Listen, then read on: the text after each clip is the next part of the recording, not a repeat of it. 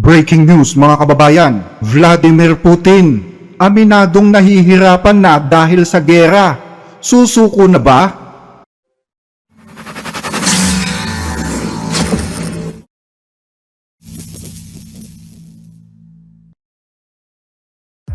Ngayon ay June 29, 2026. Nasa mahirap na kalagayan ang Russia. Yan ang inamin kahapon ni Russian President Vladimir Putin sa pagpupulong ng kanyang partidong United Russia para sa nalalapit na eleksyon sa buwan ng Setyembre ngayong taon.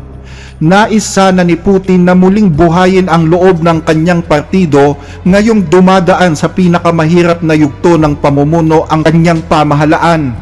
Sinabi ito ni Putin sa gitna ng tumitinding mga drones at missile attack na ginagawa ng Ukraine, kasabay pa ng lalong bumibigat na sanctions na ipinapataw ng mga Western countries sa Russia. Ayon kay Vladimir Putin, tumaraan tayo ngayon sa isang mahirap na yugto, pero marami itong naituro sa atin. Pinahintulutan tayong maunawaan ang tunay na kahulugan ng pagiging mamamayan ng Russia at mapagtanto ang kahalagahan ng tunay na pagkamakabayan. Kasabay nito, ang Russia ay nakakaranas din ng matinding pressure mula sa mga Western elites. Masasabi ko nang walang halong anumang pagmamalabis, ito'y isang pressure na halos walang kapantay sa ating kasaysayan. Hindi nila tayo kayang talunin sa digmaan o magdulot ng strategic defeat sa Russia. Kaya sa halip ay sinusubukan na lang nilang guluhin ang sitwasyon ng politika at maghasik ng kaguluhan sa loob ng ating bansa. Pero hindi sila magtatagumpay. Patuloy nilang pinapalakas at sinusuportahan ang rehimen sa Kiev na ginagawa nilang instrumento para makipagdigma sa Russia. Ang totoo, wala naman talaga silang pakialam sa mga Ukrainians, kahit na nga uma-address na yung rehimen na yan sa lahat ng mga frontline. At bumabaling na lang ngayon sa paggawa ng lantarang act of terrorism. Ano pa nga bang pwede ninyong itawag dun sa sinasadyang pag-atake sa mga civilian, sa mga civilian facilities, at kahit dun sa lantarang pag-recruit ng mga taksil sa loob mismo ng ating bansa para manira at gumawa ng mga terrorist attacks? Mas gusto yan ng mga Western countries at ipinipikit na lang nila ang kanilang mga mata sa mga nangyayaring yan. Wala silang pakialam. At kasabay niyan ay patuloy lang sila sa pagpapataw ng mga bago at higit sa lahat mga illegal na sanctions laban mismo sa Russia. Muli kong binibigyang diin ito, matatag na nilalabanan ng Russia ang lahat ng mga pagtatangka na pigilan ang ating pag-unlad. Taglay natin ang sapat na lakas, kakayahan at determinasyong politikal para harapin ang mga ito. Walang sino man ang dapat na magduda dito. pero ano nga ba ang tunay na sitwasyon ng Russia ngayon? Ayon sa mga report, problemado ang supply ng langis ngayon sa ilang bahagi ng Russia, partikular sa napakahalagang region ng Crimea. Kung matatandaan, kamakailan ay nag-utos ang gobernador ng Crimea na wala munang ibebentang langis o gasolina sa sinumang residente o pribadong kumpanya ngayon sa buong region, maliban na lang sa mga opisina ng pamahalaan para masiguro na nagfa-function pa rin ito. Iniutos yan ng gobernador ng Crimea matapos wasakin ng Ukraine ang mahahalagang oil facilities at mga supply lines sa region. Dahil sa mga pag-ataking ito, nagkaroon ng fuel shortage sa buong Crimean region na naging dahilan ng pagkakaroon ng mahahabang pila sa mga gas stations at panic dahil sa mas malalang pwedeng mangyari. Mga minamahal na residente ng Crimea, simula alas 9 ng umaga sa mga gas station sa Crimea, ititigil na muna ang pagbebenta ng gasolina sa pamamagitan ng cash, ng card at mga vouchers sa mga pribadong individual at mga kumpanya. Ang gasolina ay ibibigay lang sa mga ahensya ng gobyerno at mga serbisyong nagpapanatili ng kaayusan, kaligtasan at pangunahing pangangailangan ng Republika ng Crimea. Mayroon pang mga karagdagang anunsyo para sa anumang mga desisyong gagawin tungkol sa operasyon ng mga gas station. Pakiusap sa lahat na manatiling kalmado at umasa lang sa mga official sources ng information. Ang anunsyong ito ay ibinigay ng gobernador ng Crimea na si Sergei Aksyonov noong June 21, kung saan sinabi niya na hintayin ang mga susunod na detalye ukol sa mga patakaran sa limitadong pagbebenta ng langis. Pero noong Biyernes, June 26, ganap na isinailalim na ang buong Crimea sa state of emergency dahil sa matinding krisis na pinagdadaanan nito. Mga minamahal kong taga-Crimea, ngayong araw mula 1:00 ng hapon, ipapatupad ang state of emergency sa Republika ng Crimea. Ang nasabing emergency status ay tinanggap natin matapos makipagkasundo kay Mikhail Vladimirovich Razvozayev ng Sevastopol. Magkasama at sabay kaming kumikilos. Ang nasabing emergency status ay ipinatutupad para maiayos ang mga usaping pinansyal, monetary, pautang, kontrata at iba pang mga konektado dito. Pati na rin ang mga issue sa pagsasaayos ng mga napinsala. Ibig sabihin, ang posisyong ito ay dapat ding mapadali. Kaya naman muli kong hinihiling sa lahat na manatiling kalmado at magtiwala lamang sa mga mapagkakatiwalaang sources ng information. Sama-sama tayong magtatagumpay. Salamat. Kasabay ng problema sa langis, bumabagsak na rin maging ang supply ng kuryente sa buong region. Ayon sa pahayagang Krimenergo, ilang mga lugar sa Crimea na ngayon ang walang kuryente dahil sa mga nawasak na power grids. Sa lungsod ng Sevastopol, nagpatupad na ang lokal na pamahalaan ng mga pansamantalang rotation ng blackout para maiwasan ang mabibigat na load.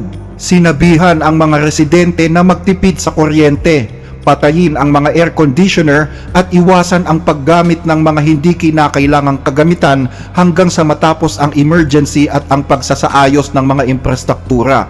Sabi ng marami, indikasyon yan na nasa ilalim ng blockade ang buong region at ang tanging paraan lamang ay ang umalis at dumaan sa mga highway na di umano ay pinapaulan na ng bala o pwede rin namang dumaan sa pamamagitan ng Crimean Bridge.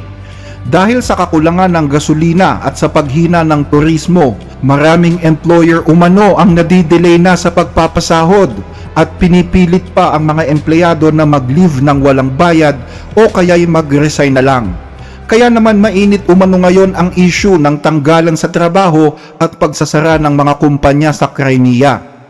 Pero sa ngayon, hindi na lang ang Crimea ang sumasailalim sa fuel shortages bunsod ng sunod-sunod na pag-atake ng Ukraine.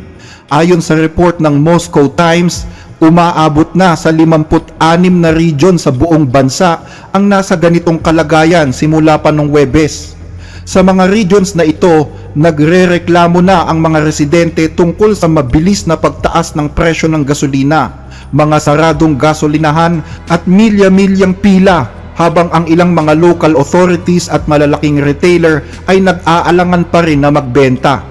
Kabilang sa mga lugar na ganito ay ang Moscow at ang Moscow Oblast, ang St. Petersburg at Leningrad Oblast, mga border regions na Belgorod, Bryansk at Kursk, ang Southern Russia, Central Russia, Northwest region gaya ng Pskov, Novgorod, Murmansk at Karelia, ang Siberia at ang Far East, ganun din ang mga regions ng Tatarstan, Ulyanovsky, Nizhny Novgorod, Chelyabinsk, Adygea, Vologda at marami pang iba.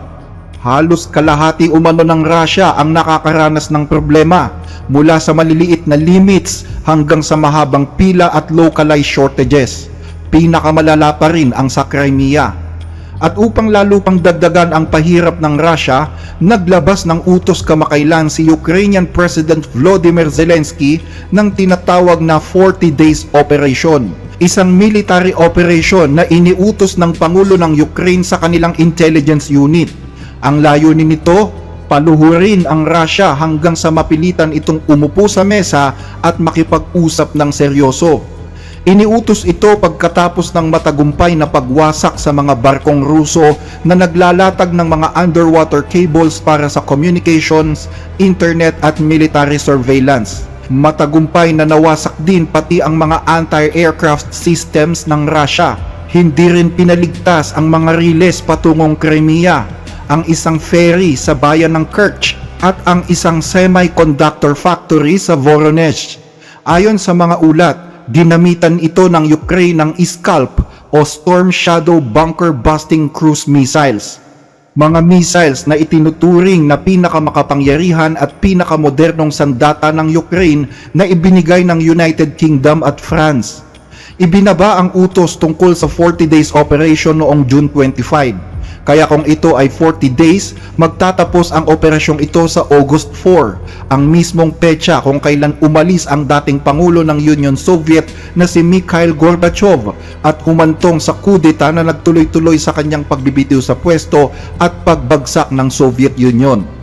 Sa pagsisimula ng operasyong ito, 600 drones agad ang pinakawalan ng Ukraine sa iba't ibang parte ng Russia.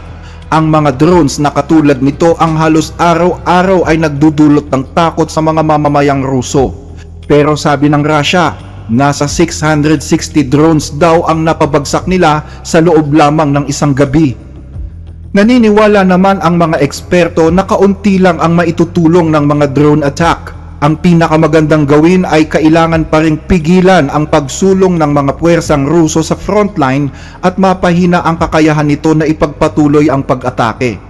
Pero sabi rin ng mga eksperto, pwedeng makaapekto ang mga drone attack sa moral ng kalaban.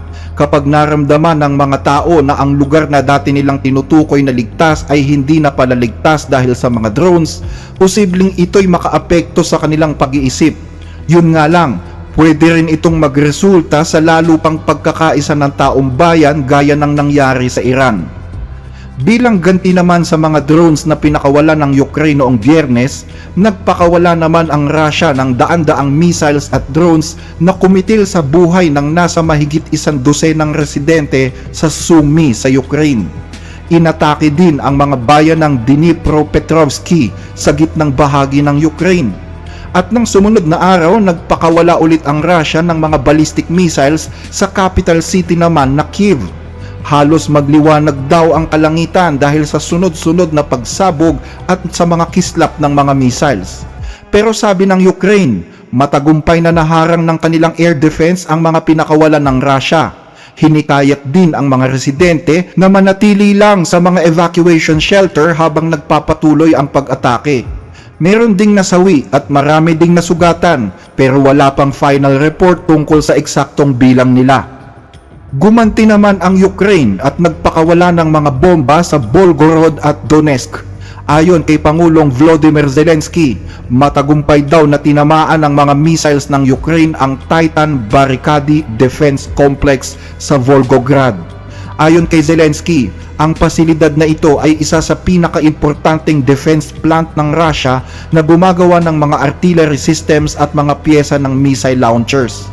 Sa pool din ng Ukraine ang isang oil refinery sa Krasnodar region na sinasabing nagpoproseso ng nasa 100,000 bariles ng langis kada araw. Sa pool din ang isang oil refinery sa probinsya ng Yaroslav. Ayon sa gobernador ng Yaroslav, pansamantalang isinara na nila ang lahat ng mga kalsadang nagdudugtong sa Moscow dahil umano sa pag-atake ng mga kaaway. Pagkatapos ng mga pag-ataking ito, naganap na nga ang speech ni Putin sa conference ng kanyang United Russia Party Congress. At doon sinigurado ni Putin na hinding-hindi masisira ang kaligtasan ng kanilang bansa at mga mamamayan at lalong-lalong hindi masisira ang kanilang mga border. Tiyak na masisiguro natin ang kaligtasan ng ating bansa at ng ating mga mamamayan. Ganon din ang kaligtasan ng ating mga borders na kahit kailan ay hindi pa nasisira. Gayunman, inamin ni Putin na nakakaranas ngayon ang kanyang bansa ng krisis sa langis dahil sa pagkawasak ng kanilang mga planta. Kinumpirma din niya na umiiral nga ang shortages sa ilang mga regions sa Russia. Pero nagtalaga na daw siya ng isang ahensya na sisigurado na magiging sapat ang supply ng langis sa buong bansa. Ang sabi sa report ng Ministry of Energy, ang reserba ng gasolina natin ngayon ay nasa 1.7 million tons. Halos pareho lang nung nakaraang taon. Nabawasan nga lang ng konti, humigit kumulang 4%. At maliban dyan, para unahin ang pangangailangan ng mga mamamayan sa loob ng bansa, pansamantala muna nating ipapatupad ang ganap na pagbabawal sa pag-i-export ng gasolina at aviation fuel. Pinag-aaralan na rin ng pamahalaan kung kailangan na rin ipagbawal ang pag-i-export ng diesel fuel. Alam ko na sa pag-uusap natin mamaya ay pwedeng may mga isyong bumangon na baka naman sumobra ang supply ng gasolina. Pero kaya nga tayo nandito ngayon para maagapan ang kahit na anong hakbang na pwedeng pagmulan ng mga problemang tayo rin ang magdudusa sa huli. hindi natin kailangang dagdagan pa yung mga problema natin. Pero syempre, alam naman natin na mananatili pa rin ang mga hamon sa mga motorista at sa mga negosyo. Sa kasamaang palad, mayroon pa ring mahahabang pila sa ilang mga gasolinahan. At sa ilang lugar, hindi pa rin madaling makahanap ng kinakailangang klase ng gasolina na kailangan ng mga consumers. Naiintindihan din natin ang mga problemang kinakaharap ng ating mga magsasaka at mga agricultural farmland ngayong panahon ng tag-init. Kailangan gawin natin ang lahat para masiguro na masusunod ang schedule ng paghahatid ng gasolina sa agricultural sectors dahil nakasalalay dyan ang magiging ani ng ating mga magsasaka. Sa kabuuan, naniniwala akong kinakailangan na nating magpatupad ng mga sistematikong hakbang na naaayon sa lawak ng mga challenges natin ngayon. Kabilang dyan ang pagtataas ng supply ng gasolina at ang pagpapanatili ng mga tamang presyo na makatwiran lang para sa mga consumers. At para mabantayan ang sitwasyon sa bawat oras, bumuo na ang pamahalaan ng isang special task force na gagana 24/7.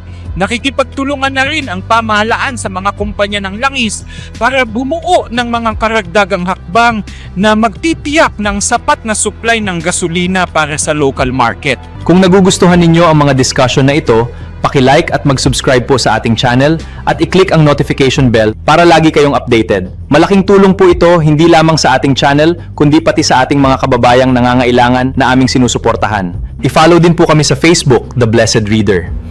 Para sa inyong mga tanong, concerns o suggestions, mag-message lamang po kayo. Maraming salamat!